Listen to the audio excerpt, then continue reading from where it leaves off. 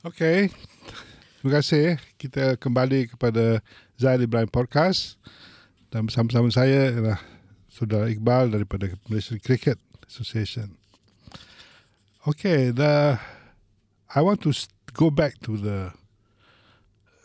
you have described in quite detail about the prospect, the support from the students. So many Malay students have moved in to join the sport. Do you get a lot of support from the government? Okay, interesting. Do I need to be politically correct? No, we are always politically correct. When you speak the truth, that is politically correct. Okay.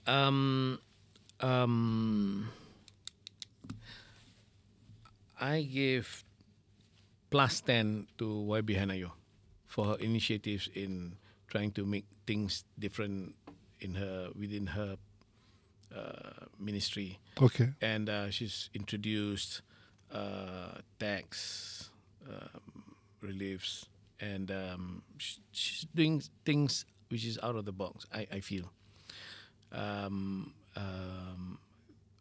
But you know that, I mean, in this world, in this part of the world, this country, it's always about popularity. So sports like football, badminton, basketball, they're just flourished with funds, We in Malaysian cricket, about 8-10 years ago, we made a conscious decision to just go out and get our funds in whichever way that we can. Okay. So you are self-funded? Yeah, but not self-funded as in we work hard Yes, to get of course, those things of in. course. Like our relationship with the international body in ICC and Asian Cricket Council have been good, and Malaysians, we are very hospitable, and we deliver when we are hosting a tournament. So over the years, they have found us a board that is always delivering our what we promise. So hence the reason why we get about 6 or 8 tournaments a year in Malaysia. Well, this is international. Yeah, whether it's ICC organized by International Cricket Council, it could be a World Cup qualifier, it could be anything, and ACC, Asian Cricket Council, also qualifies for Asia Cup and stuff like that, be it under 19 or under 16 or the men's senior squad or women's senior squad. Partly because our grounds are good, our weather is better than in most parts, and we are very, very cost efficient, so ICC and AC look at these things to decide where it should be done. So far we've been fortunate enough to have 6-8 tournaments. So these little bits of money, Yeah. as a host. Okay, you said that you have not answered my question. Do you get any money from the government? Okay, so until early this year, was it late last year? Because of Hanayo, they've introduced this thing called the matching grant, grant padanan. So meaning you got to go and organize tournaments, meaning pay first, and then give them the receipts, and they will give us, but not to a maximum of 250,000 or something like that. But before this, no. 250,000 ringgit. Yeah. What, one off every One year? off for that tournament. Even if you spend 1 million, they will just give a maximum. But If I'm a minister, I give you 2 million. Since you have 20,000 players, you have schools, about few hundred schools participating. yeah. I would give 2 million every year. Yeah, I'm always gladly You going must around. ask. Oh, we do. Don't be shy. We do that too. But we do. Actually, as of just last week, I wrote to them 2 letters, I think, and saying that how much more can we do to get what we deserve, because we host 6-8 tournaments. We've got so many schools. We've got a ranking in World 25. We are very popular outside Malaysia. All the cricketing countries out there know about Malaysia, but people in Malaysia don't know about Malaysian cricket. Yeah, Iqbal, I must tell you, you must be assertive. Ask. I read somewhere, we entered the Asian football tournament. We got nowhere, and I heard they got $5 million. Yeah. Now, that's a hot that's issue. what I call pilih kasih, you know. Yeah. You give to those who, you know, they should give you for your achievement. You know, you have succeeded in developing the game. You have more interest coming in. Schools are participating. Your ranking in the world is very credible. You know. Yeah, it was actually after the issue that I wrote the 2 letters, after the 5 million issue. But anyway, we are actually hoping that things are better. You must get, if I may suggest, get a, you know, football has got a rich patron. Yeah. You go and find one. There's so many rich people in this country. Yeah. Okay. You're not happy with my suggestion? No. No. It's fine that sometimes we feel that we shouldn't cloud the issue. And we keep on knocking on the door, and hopefully, yeah, I like what Dato' you just mentioned about is the government backing us up, as much as the kerajaan says that they are they focus on meritocracy. In this case, obviously, it's not, because I am pretty sure by far we are quite way ahead of most national bodies because I of think the you're things that we've done. Very deserving, yes. Yeah, so, that's my message, actually. Yeah.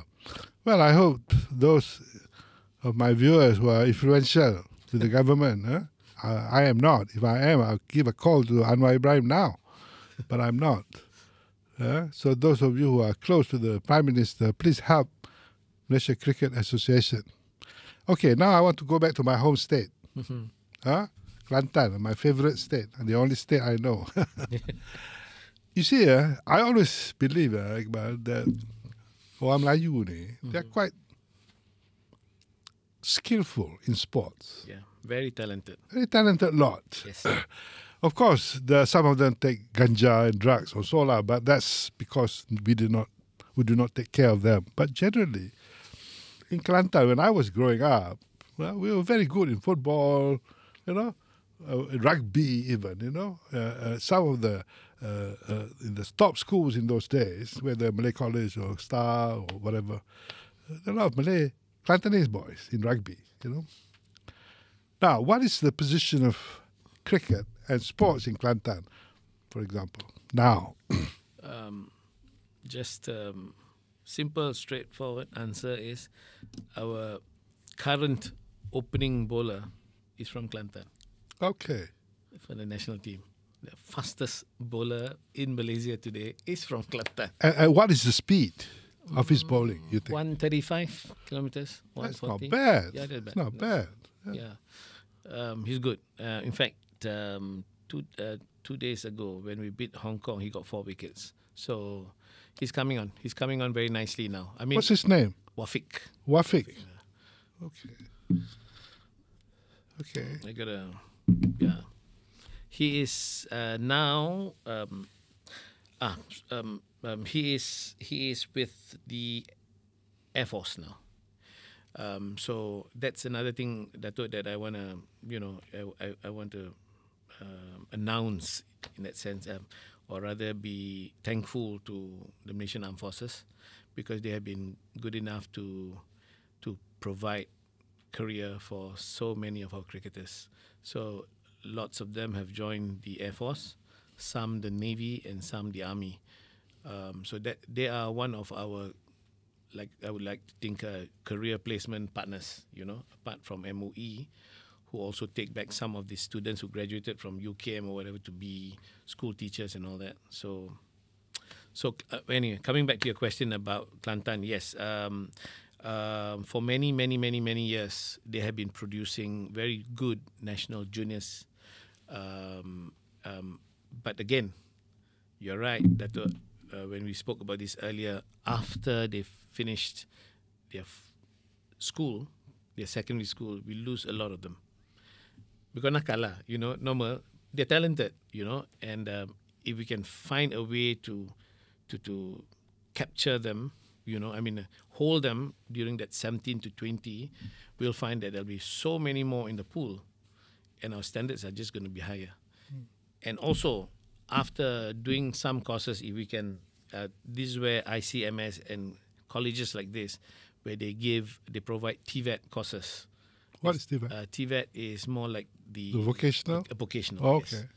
You know, and you know, budak-budak Melayu kan, they're all talented. Mungkin education tu tak terror sangat lah, you know. But they are useful. Yeah. They're In fact, nowadays, is how much you can earn. Yeah. It's not how many degrees you have. It's how much you earn, correct. So if this is where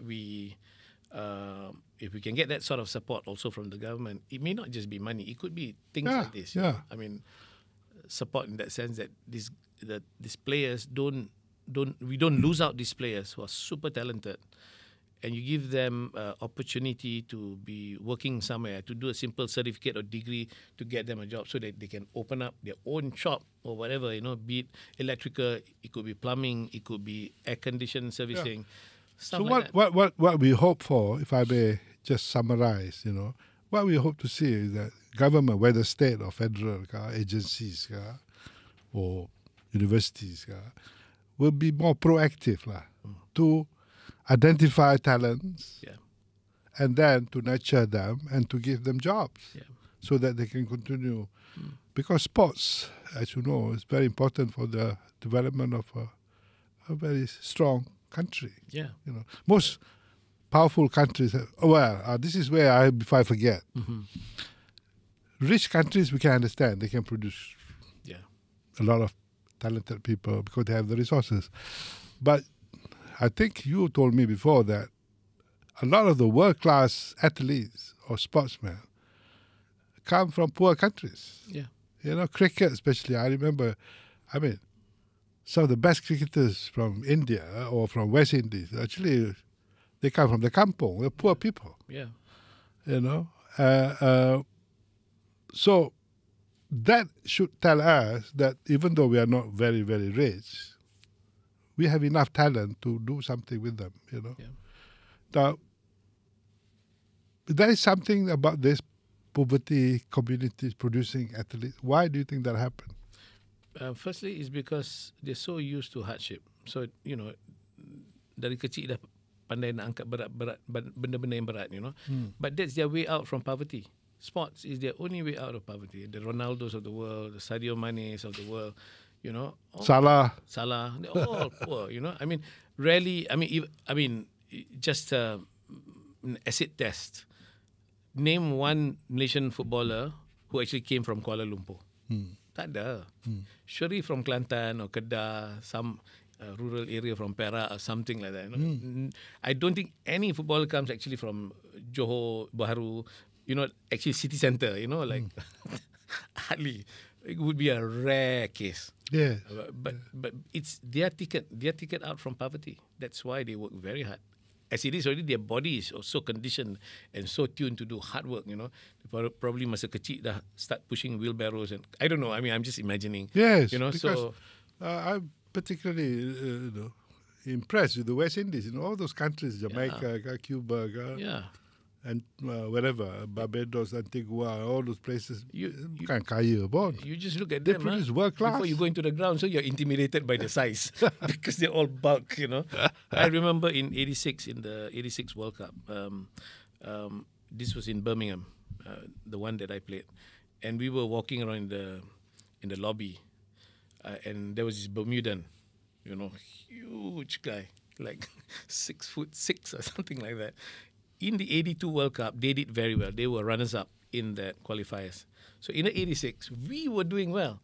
And this guy walked up to us, you know, like 3 or 4 of us, 5'7" Malaysians, small, skinny fellas, you know, and I was 21, 22. And this guy looked up, "We'll see you in the semi-finals." So like, kita tengok, oh my God. You know, but coming back to that, they're all poor. I mean, but they would have worked out in some farm somewhere or whatever and become really strong. I think, Datuk, when we were discussing this offline just now, I mean, it's really good maybe that the government actually puts funds aside, regardless of what the sport, actually go down to the rural areas, you know, and really do a proper TID, a talent identification, you know, in terms of height, in terms of, you know, bone structure, whatever you call it, you know, and get these guys out. And then, whether they end up playing football or basketball or cricket or hockey or rugby. Yeah. I like your TID, talent identification. Yeah. I was trying to get that introduced in politics, but it didn't work. Do you need talent to be in politics? I think that we do, but somehow they don't want talented people. Okay. So that's another sport. Okay, Iqbal, we're going to take a break. We'll have the last 10-minute segment later where we talk about general sporting situation. Thank you. Thank you.